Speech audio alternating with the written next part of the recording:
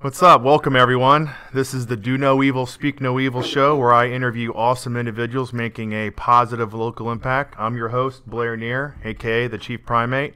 My guest today is Mark Casper, the President and Executive Director of the Tech for Troops nonprofit. Tech for Troops provides veterans with skills, computers, and IT workforce training. Mark is a Marine veteran himself, so first of all, thank you for your service, man, and thank you for coming on the show. Thank you, Blair. I'm glad to be here. Awesome, Very man. glad. So we got to give a shout out once again to our host who has let us use their facility, Optima Med. Optima Med is a higher education consulting firm based here in Richmond. Optima Med provides college admissions and financial aid coaching for students, with the end game being attendance at the best fit college at an affordable price, leading to the right career. So thanks, Tom Leahy and Optima Med. Thank you, Tom. Yeah, all Thanks right, man. for having us. Yeah, let's get into it. So first of all, let's talk about Tech for Troops and its current present-day state. So Tech for Troops does incredible things for veterans in getting them back into society and into the workforce through technology. So tell us about Tech for Troops and its current-day state. So right now, we're at 4840 Waller Road here in Richmond, and what we do is we receive donations from corporations and individuals and turn them into training and technology and education for veterans and their families in need. So we saw the need, a year ago plus, of it's not just veterans, but their families. If there's a high school kid or a middle school kid who doesn't have a computer, more than likely in school they're acting out. They're not able to get their homework done. They can't stay up with the other kids who have a computer. So we saw that need and we started filling that gap. We're not where we want to be in terms of the kids, but that is coming. And it's one of those things that I know that America will step up and say, yeah, that makes a whole lot of sense. So being at the location we're at, we have about 2,000 square foot right now. Mm-hmm. And we're hoping to have a little bit more in the not too distant future, next month, maybe 2 months.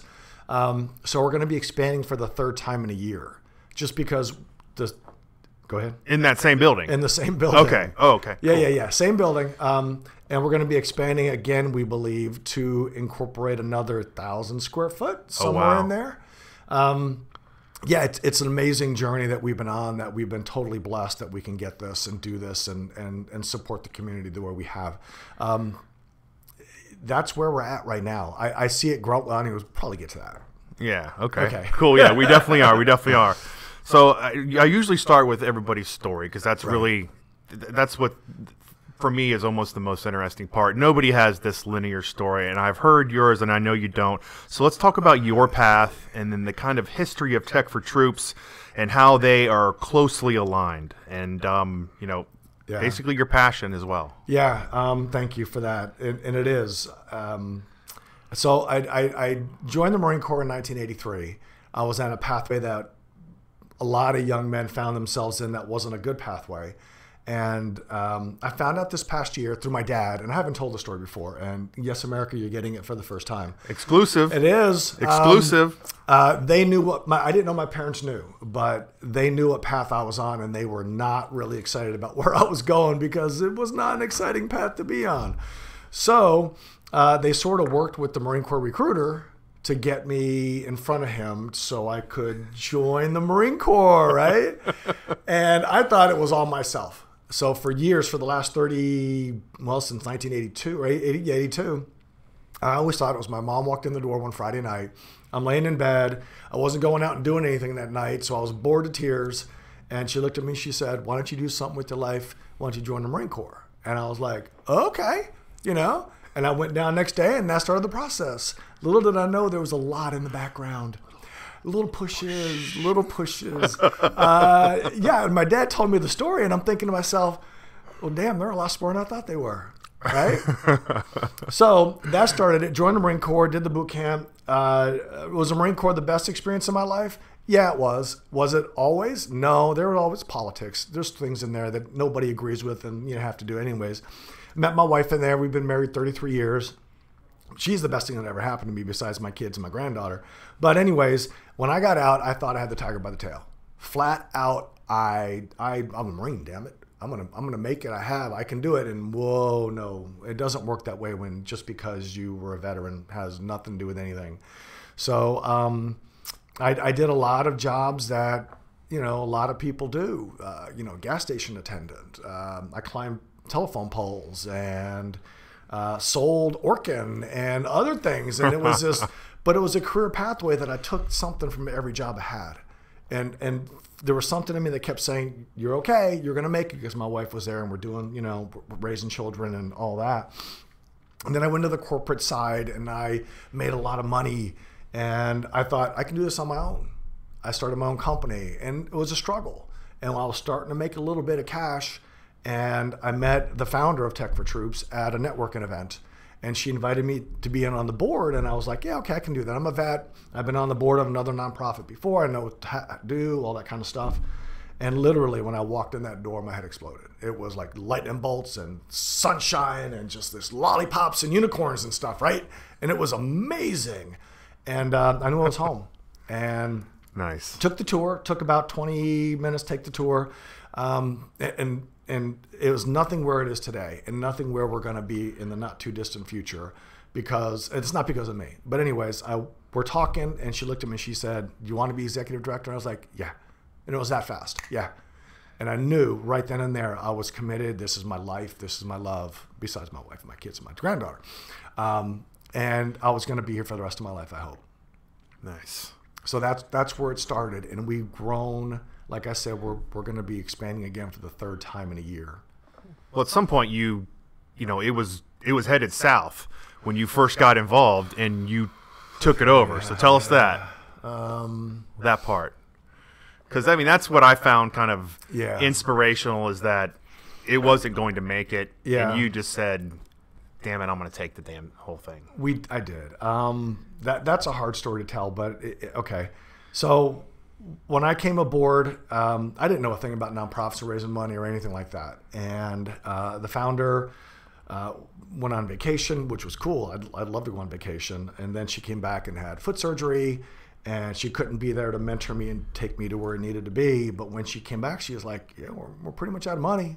We're going to have to shut down. And I was like, no, can't do that. No. I'm where I'm supposed to be. And so there was a little contentiousness there. And that was in April, late May of 2016.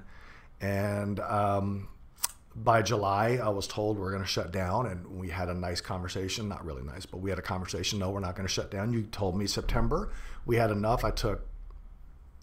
Everybody took pay cuts to keep it open. Mm-hmm. And come September, it was just a quick conversation.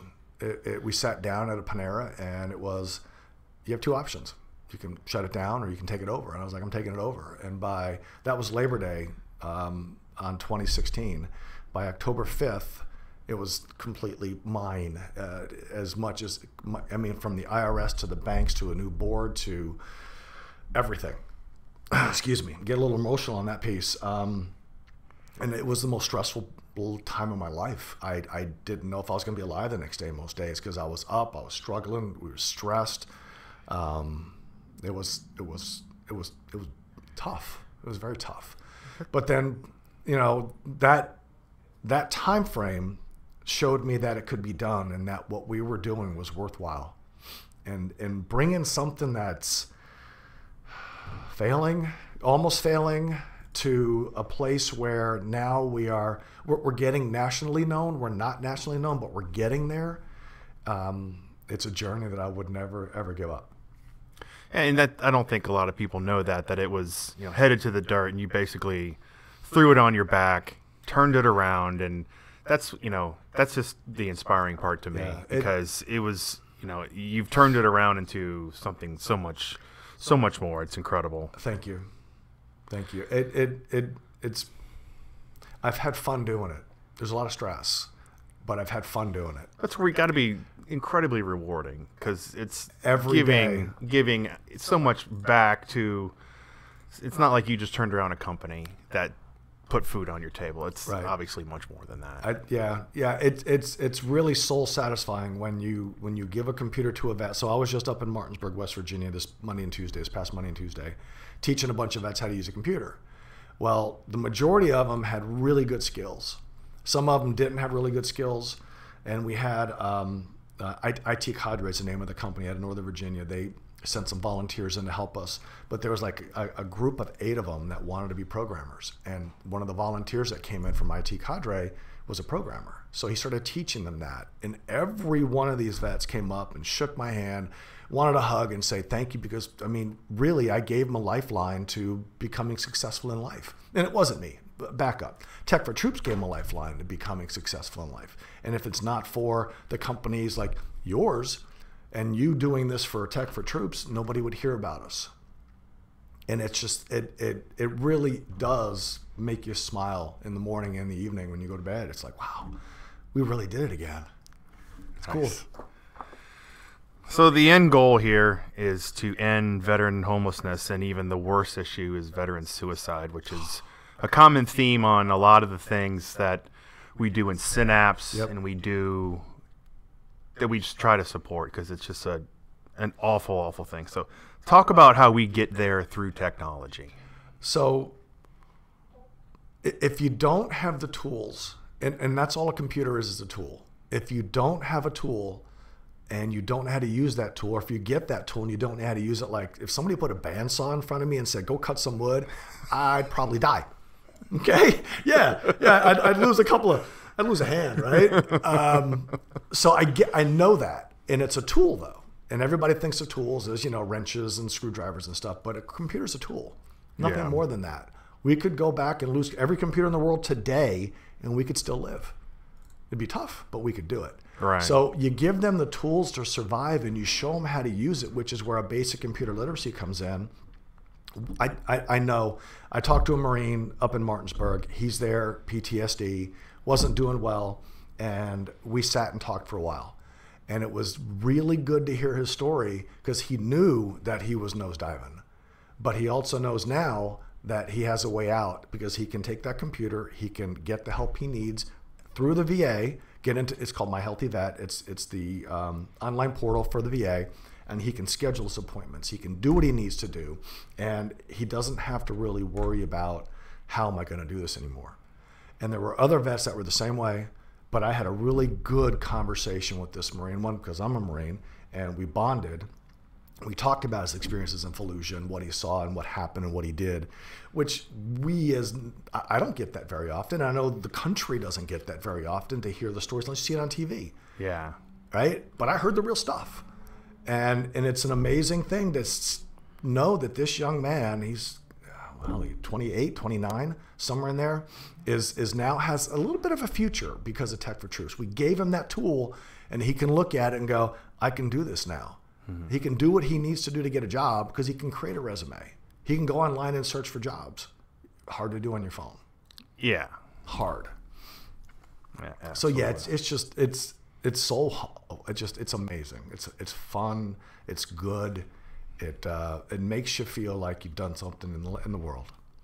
Yeah, especially when you can help somebody like that turn around, just get the tools that they need just to get the help they need. Yeah, the help they need. And then for the programmers, the 7 or 8 that I was talking about, his name was Josh with IT Cadre. He sat there. He took these 8 away from our class, and they sat in a corner, and he taught them how to program. And there were a couple of them that, the light was shining in their eyes. And they didn't have a computer before, so how can you program if you don't have a computer? And they sat and talked, and they're like, yeah, now I understand how I can do this and this and this. And, there's a pathway for this. How can and it was just, wow. And all because of a donated computer. That's it. Nothing more than that. It's cool. It's really cool. Nice. So Tech for Troops not only teaches veterans how to use technology and puts technology in their hand, the tools, you guys actually are hiring veterans, teaching them IT skills, and then hopefully shuttling them off to an even better job in the IT world. Absolutely. So I'd like to get it up to where we hire about 4.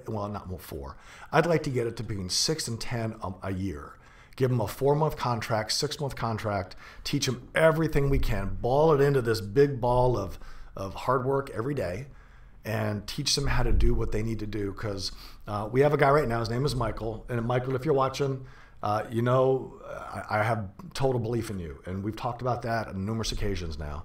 But I'm going to ask him to go in a nice way, because he has more skill sets now than I can teach him.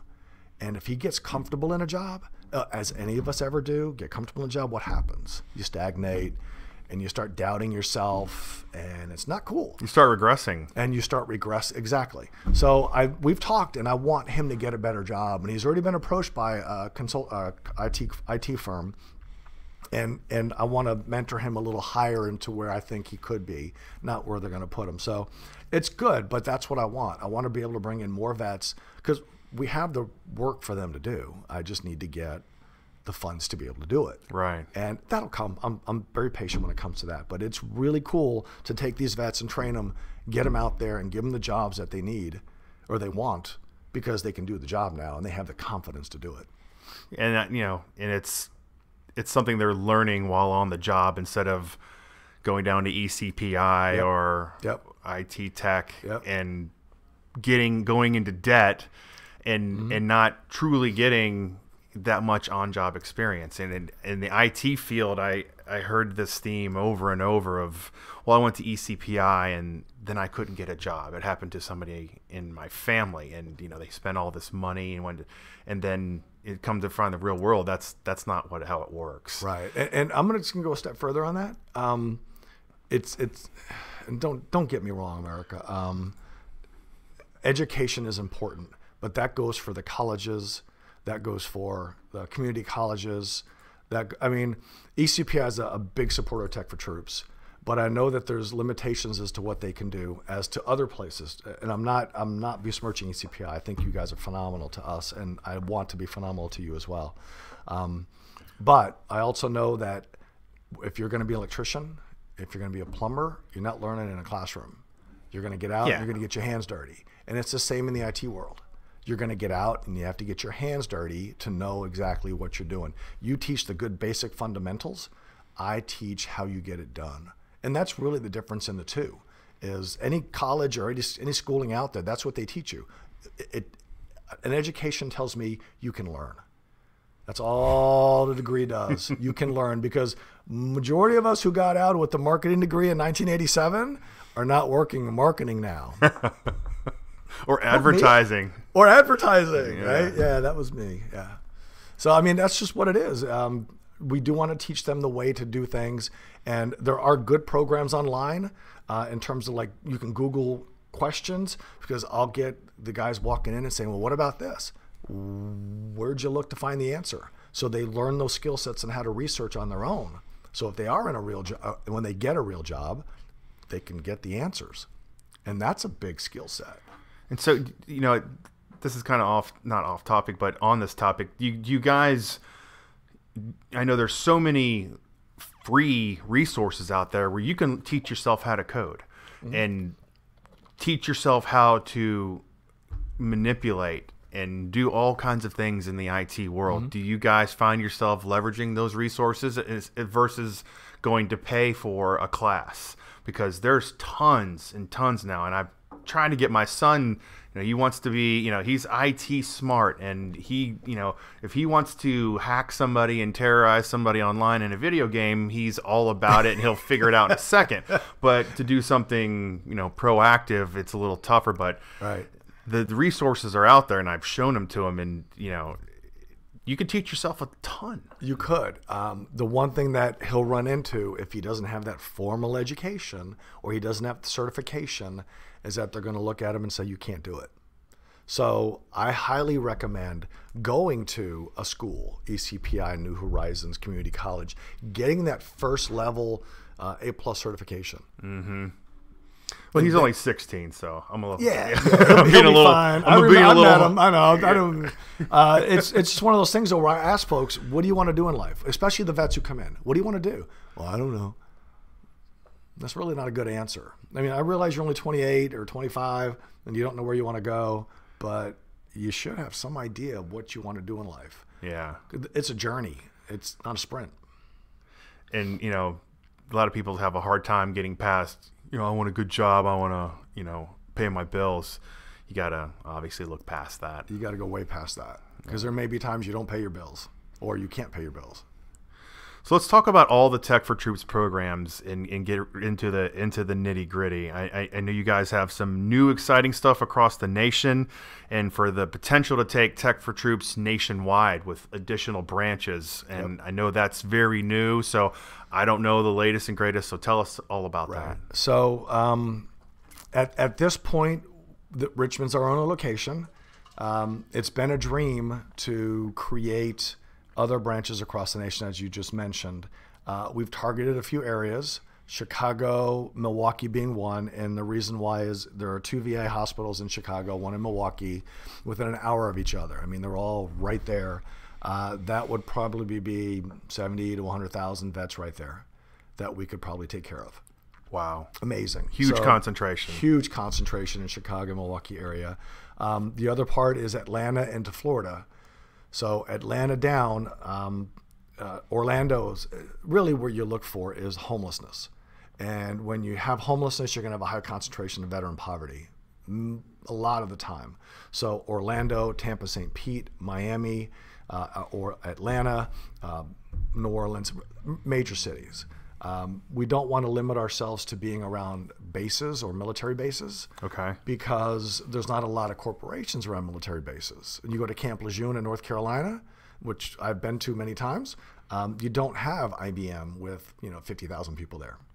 So you want to go to the places where big cities are and big corporations are that can support you. What about Virginia coastal area? What do you guys love to get to the beach? That is our primary target at this point. Okay. It's one of those things where, as we were talking before we came on, I need to find somebody who can take care of Tech for Troops while I'm gone. And I'm at the beach, and I need to go down and glad hand and shake and talk and show what we do and give the videos and the talks and all that kind of stuff. And that would be primary. The beach would be awesome, totally awesome. And it would be an easy jump off point because it's not a plane ride. It's 2 hours in the car on a good day. And the other thing is, as you well know, Synapse is blowing up down there. They just went and launched 8 hubs or something ridiculous. So last Friday. That would be a perfect, and that's what everybody was. That would be a perfect jump off. That would be, and you're right. It's a 2-hour drive. I mean, on a great day, 2-hour drive, a great day. It's like 1:45 for me. 2-hour drive, like I said, right? But it would be because the beach area is considered a little Pentagon. Oh yeah. There are so many vets down there. Of course, so many military bases and the largest Navy base in the world. So it's one of those things where, that's a place where I want to go to. It's now finding the time to get down there and talk to the Northrop Grumman and Lockheed Martins and everybody else, all the big companies that are down there, because those are the ones with, 1, deeper pockets, and 2, they have computers that they get rid of on a yearly basis. Probably on a weekly basis. Okay, I'll go with that too. Probably weekly, yeah. But it's one of those things where I got to find the time, and I got to get that introduction. That's really what you need when you're, for any business, but for a nonprofit, you got to have that door open for you. Because if I go knock on Northrop Grumman's door down there, down in Norfolk, I won't even get through the front door.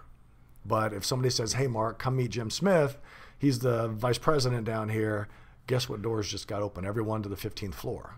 So that's how it works. Yeah, you don't have the right badge to get past the receptionist. No. So what is your end game vision for Tech for Troops when you are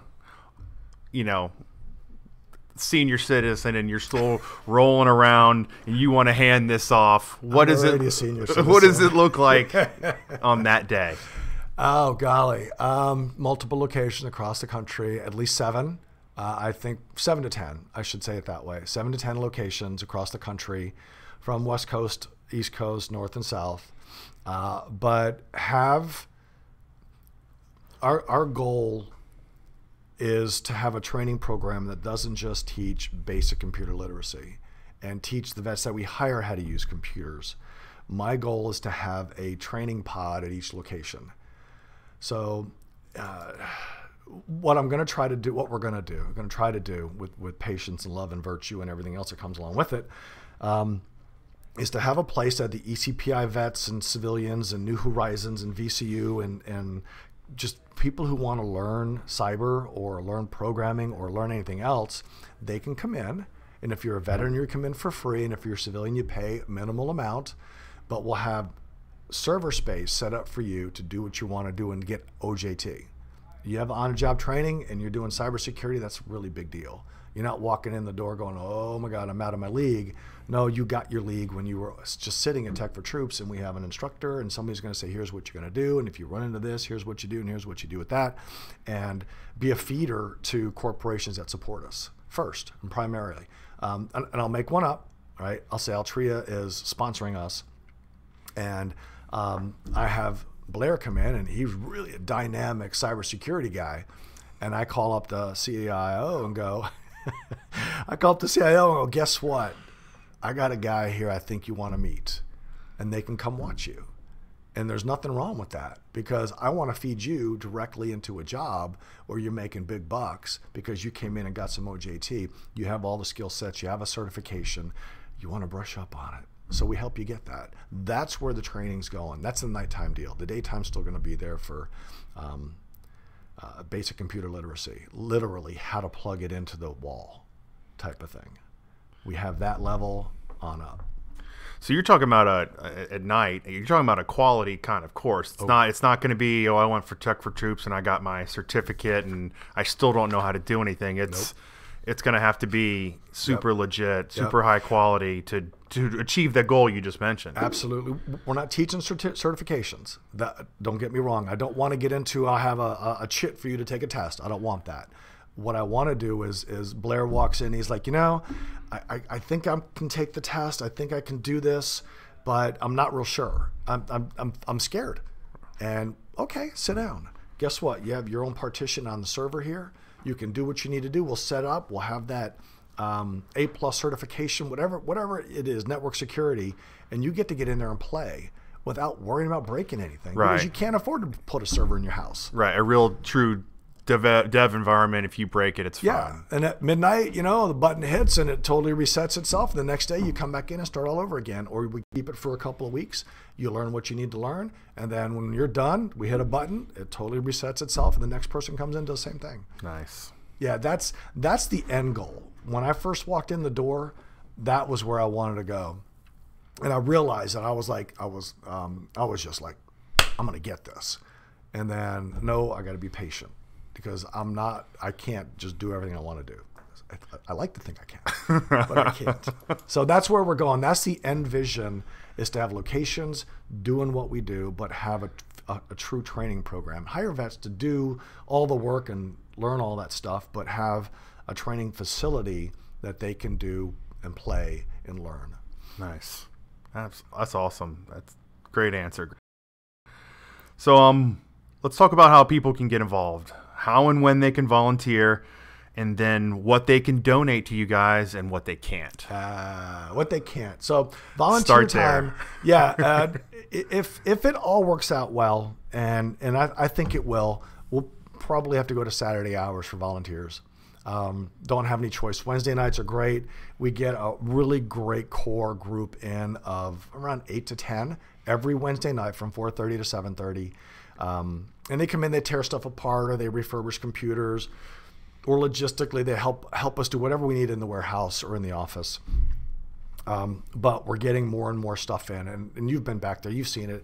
We're expanding out of our the boxes of equipment and stuff is ridiculous. It is. So I foresee in the not too distant future 6 months in there somewhere where we'll have to have Saturday hours. So that's coming. That'll be announced and all that kind of stuff. But right now, it's every Wednesday night you can come volunteer at the Richmond location and help break down computers. We feed you. We buy pizzas and stuff, and every once in a while we'll go out and get subs and all. It just depends what works for that night. And there's no mandatory. You have to be there from 4:30 to 7:30. You show up at 6 o'clock and you leave at 7. That's great. We thank you. We appreciate your help. And then when you talk about things they can donate, well, it's more of what you can't donate. We take anything electronic except for TVs, CRT monitors. Remember the old big boxy monitors? Oh, yeah. And then printers and faxes. And the reason why we can't take printers and faxes at this point is because the plastic market has bought. and we have to pay to get rid of the stuff now. So it doesn't make sense for us to take something that you're giving to us for free and then pay to get rid of it. Absolutely. If you want to make a donation when you bring the printer, that'd be great. And we could get rid of it then.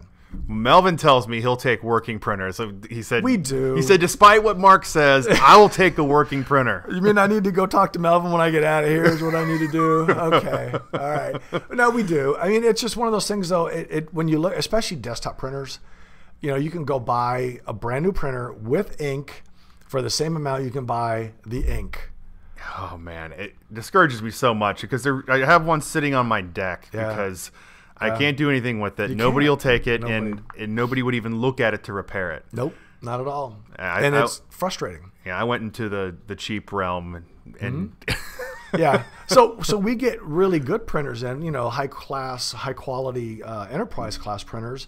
But then when you're looking at somebody saying, "How much is an ink cartridge? $700? I don't want that." Yeah. It's. I wish we could. There might be a market one day. Maybe the plastic market will come back up a little bit where we don't have to get charged to get rid of it.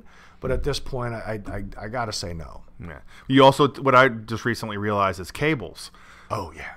Yeah, because I've brought you guys equipment, but I have a huge box of cables I was going to take down to Chesterfield Steel and get my 50 cents worth. Right. But if you guys can use them, obviously, people bring your cables. Please do. So power cables, anything. Stereo cables, phone, all of that stuff. All of that gets recycled. So we recycle everything not everything that comes in. We triage it, whether it's going to go to a vet. The best stuff goes to the vet. The middle stuff can get sold, and then the older stuff gets recycled. We have to. And we've recycled about 195 tons in about 4 years, a little less than 4 years. That's crazy. It's amazing, and we get stuff in all the time. Actually, when I was on the way here, we had a woman drop off a bunch of stuff, and she wants to help us out, get us into the state as well. And you're right, it's crazy. People hear about it, it's like, here, take this because I want to help out the vets. Well, you are helping out the vets and their families. Yeah, whether it's a working computer or not, it still all helps. Besides Absolutely. The old monitors, Yep. TVs, and printers. Yep. So my next question or the topic was the recycling, and so you kind of covered that, but talk about your passion for recycling because you've touched on this before. This is not just something that's come along with Tech for Troops. It's something that you've kind of been all about, and not just because it's cool and green and trendy lately. It's No, I was that kid back in elementary school that stole my brother's 10-speed and put back then the newspaper delivery sack over my shoulders and went and rode for miles and hours picking up bottles on the side of the road. And I'd go turn them in, and I'd get a nickel per bottle. And at the time, it was pretty lucrative. I remember. Yeah, so that's where mine started. And of course, I grew up in the 70s where we had the gas lines, and oil was expensive, and so the heat was turned down and the air conditioner was turned down and all that kind of stuff. So I grew up that way. And it's always made sense to me that, hey, we want to leave the earth a better place for our kids and our grandkids and our great-grandkids, I hope. So let's do it. And it's not hard to do. It's just thinking about it a little bit and getting it done. Yeah, just a little bit of effort. A little bit. It's all it takes. And come knock on our door. I mean, we're there Monday, Tuesday, Thursday, Friday from 9-ish to about 3:30. Melvin's there to open the door for you. But on Wednesdays, when we have volunteer night, please stop by up until 7 o'clock at night. If you're getting off of work and you have your stuff in your car, stop by. We'll get it out of the car for you. And it's also not just the personal people bringing by, but it's, you're looking for corporations that are, they're offloading dozens at a time. That's where kind of the money, the money pile is for, not money pile, but the money shot is for you guys. Absolutely. Is the big corporate donations of used computers because, they're not doing anything with them. They're not making money off that. Right. Yeah, no, the IT firms out there, if you're listening, we have really good data security for your hard drives. It goes behind 2 locked doors and cameras, and we wipe them or degauss them, period. We don't do anything else with anybody's hard drives, your personal information. So if you want to, everybody hears about taking a hard drive out and shooting it. If that's what you want to do, you go for it, but bring it in and we'll recycle it for you. We have big boxes, and we're shipping out probably 2.5 tons of nothing but hard drives. And we'll get a few pennies for them. A little more, a few pennies, but we'll keep them at the landfill. So if that's what you want to do, shoot it, bring it in, or crush it with the steamroller. I don't really care. Just bring us in the stuff. Just don't office space your printer and then expect to bring it in. That doesn't work very well. Don't office space it for sure, but that looks like fun. That's all right, man. So changing gears a little bit, let's talk about all the ways that Van Halen was a much better band with David Lee Roth. You're wrong. Than it was Sammy Hagar. You're wrong. Hold on. So first of all, the songwriting and production was far superior during the David Lee Roth era. It was true great rock versus the MTV rock that Hagar put out. Oh. Next. Oh. Roth clearly pulled the best out of one of the greatest guitarists of all time, Eddie Van Halen. Oh, you think? Absolutely. And lastly, should have Hagar just stuck to writing about songs about going fast? Oh. So am I 100% right, or just just a little right? I won't say of course you're wrong, but of course you're wrong. Okay, so we can go into the Roth era. I saw him 3 times back then, right? And he was only there for what, 7 years, right? So I saw him 3 times in 7 years. He was good, but he loved his Jack Daniels and whatever else he took up his nose, whatever. And he also loved David Lee Roth, and he loved himself more than the band, more than anything, right? So I saw him when he was at his best, and I saw him when he was really at his worst. And then Sammy came along, and it was amazing. Sammy gave him a shot in the arm, took him to #1 multiple occasions. Sammy, I love you. Come see me. I'm sure he's watching. I'm sure he is. But Sammy's, I remember in 1979, you might not have heard of the guy. His name was Pat Travers, bluesy rock guy. And Sammy Hagar putting a concert on together in San Antonio, and I was like, close to going. I missed out on calling the radio station for the tickets. But I've loved Sammy for mid-70s on. Van Halen, of course, was great, and I won't talk about that. But yes, Hagar is my man. I've got my wife and my daughters bought me tickets to go see him up in Jersey a couple of years ago. So we flew up, watched him, and flew back, and it was heaven. I heard you say that one day, and I am just the exact opposite. One of my first albums that I had to play when my parents were out, it's a very religious household, was, I think their second album, Running with the Devil and Jump and all that stuff. And it was just such an impactful album for me. I just can't.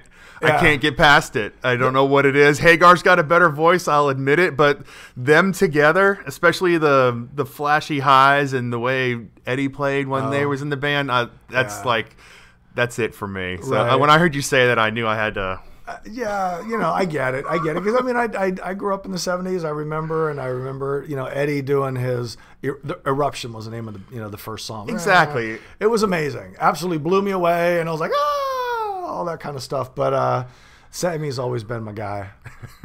Just always has been. And for me, it was I Can't Drive 55. It was a catchy song. I'm like, he's the who? Oh, he's the lead singer of Van Halen? Come on. Go so much deeper. Well, MTV kid, so that's what I knew him from. I know. I'd have a few less years on me than you, so I wasn't into the good albums just yet. Well, his older albums, or his newer albums, I should say, with the Wabaritas and putting him out in his zone with Chicken Foot. They're amazing, and he brings in some great players, and he has that bar down in Cabo San Lucas and all that, and he's got Vegas Bar, which I've been into, and the tequila is as good as they say it is. Oh, I've had that. I've had his tequila. Yeah, there you go. See, I'm turning you into there you go. Sorry, but the playlist on Spotify says Roth Van Halen. Right. That's what it's called. Right. It's nothing but the Roth stuff. I hear you. All right, man. So let's talk about Tech for Troops' upcoming events. You guys have a comedy night coming up. Is that Sunday, right? Oh, the phone's dead. No, I turned it off. It's the 23rd of September on a Sunday at the Clifton Inn on Mountain Road. Yeah, in Glen Allen. It'll be, I think it starts at 5 and goes until 9:30, 10 o'clock, somewhere in there. Beer trucks, food trucks, that kind of stuff's going to be there. We're stoked to have it. And then we're working on a cornhole tournament. Hopefully that'll come soon. It's one of those things where we got to find all the boards and all that kind of stuff. And then we're having a Hack for Troops, a cybersecurity fundraising event that's going to be held at the Hull Street Technical Center. And it'll be around 150 students or professionals playing Capture the Flag with cybersecurity, which is cool as Jeopardy style, capture, 100 points, 200 points, 300 points, that kind of thing. And we're going to do a blowout job with that. What's the date on that? That sounds because that's something I'd like to bring the kid to. November 17th. It's a Saturday. And if you're a corporate sponsor, and I can send you the flyer, we're going to have a dinner at Tin Pan and have a special guest of a blues band coming out of Ohio. We're trying to get a blues band out of Ohio, I should say. And have a special guest of a guest speaker that's a FBI cybersecurity guy, so all those kinds of stories that he's going to be able to tell on the 15th. Yeah, we got an ice cream truck. All right. I didn't know you ordered one just for me. I'm your ice cream man. Stop me when you're passing by, baby. All right, so man, are there any other shout outs or stuff you want to mention? Speaking engagements that you're doing, or anything else like that? Speaking engagements, I don't have a lot set up right now. We just, in full transparency, Tech for Troops being a 501c3, it is imperative for us to be transparent. And I want to be transparent. So just last week, we had our first full audit, and I should be getting the report back soon. We have a few things we have to do, understandably so. We've never been through an audit before. So the guy who came in was amazing. He asked phenomenal questions, ones that made me think about, oh, yeah, I'm doing that, but I'm not doing it probably not the right way. And that doesn't sound right, but it wasn't wrong. It's just that I didn't know that nonprofits did it this way. Right. I was doing it as a business. Nonprofit and business are two totally separate things. So they came in and they did the audit. And once we have that, I think the report is for anybody who wants it. So I'd love to have you come in and see the place, and once I have the report, go over the report, so you know that we're not a large nonprofit that's spending a lot of money on junkets to Vegas. Okay? And that's not who we're ever going to be. Yeah. In payroll, yeah. So you say that, and thank you for bringing that up. We went through our 2017 money, and we did the whole budget, and we made sure everything was where it was supposed to be, and found out, and because we're very, very thin margins in terms of what we spend on things, and we used 4% of our budget on marketing. That's it. 4%. Very nice. And it's through, like you, doing this grassroots where we get the majority of what we get. We were Allen Hometown Hero. We were RVA Tech, Nonprofit of the Year Award. And that wasn't through me going out saying, hey, put me in for that. It was somebody who heard about us, who knows about us, saying, hey, Tech for Troops, that'd be a good one to get an award. Mm-hmm. Put them in, and we get it. And it's like blows me away. I'm flabbergasted, the people who think we do. You know what I mean? Well, I mean, you're running such an impactful program that has immediate, direct results. Yeah. A lot of, we operate in a massive nonprofit community here in Richmond. Yeah, there is. And a lot of it is, hey, we're doing something and there's an eventual result. What you guys do and what is, what definitely turned me on and got me interested is, there's immediate results. There's immediate impact to people's lives the next time that they come to see you. The next time you hand them a laptop, yep. It's immediate. And that's so different. A lot of these things take a while to get going, and you have figured out a way for it to be, I hate to use corporate word, but very agile and very sprintish, where boom, it's there. Yeah, that's true. In 2017, beginning of 2017, we were giving out computers left and right. And it felt good. It felt right. But then about midway through, I gave this computer to a vet.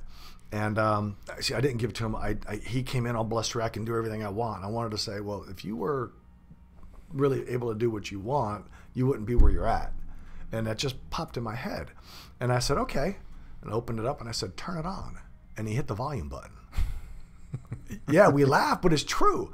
And I thought, and there were words I used, and I was talking to the caseworker. I'm like, this isn't cool. And so I asked him to open up a document once it booted up, and he had no idea what a mouse was. So at that point, I was like an immediate, we're not doing this anymore. Agile, you say. We twisted it and said, you will get training, or you will show that you can use a computer before you get one, because I'm not giving you something to put in your closet or to go to the pawn shop or to give it to your next door neighbor to take and say, I don't care. It's yours. You need to use that tool for what it's worth. And if you don't know how to use it, you're not going to use it. Yeah. So yeah, agile. We have to be able to turn and make it worthwhile. Absolutely.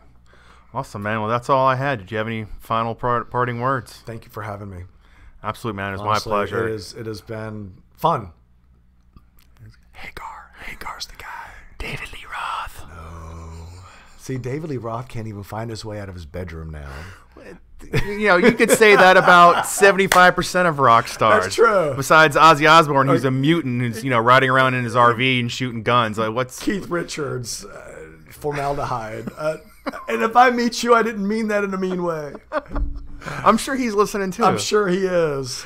All right, well, that's it, folks. Thanks for listening. Yeah, everybody have a positive and productive day. Oh, can I do one real quick? Yeah, man, do a it. real quick shout out, www.techfortroops.org, techfortroops.org. The contact us page is broken. I'm getting that fixed.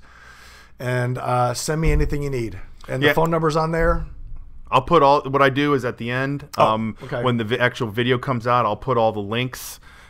There you go. I'll put all the links to Mark's website, your Facebook, and everything in the description of the video, and I'll send you a link to the actual finished video for you to distribute.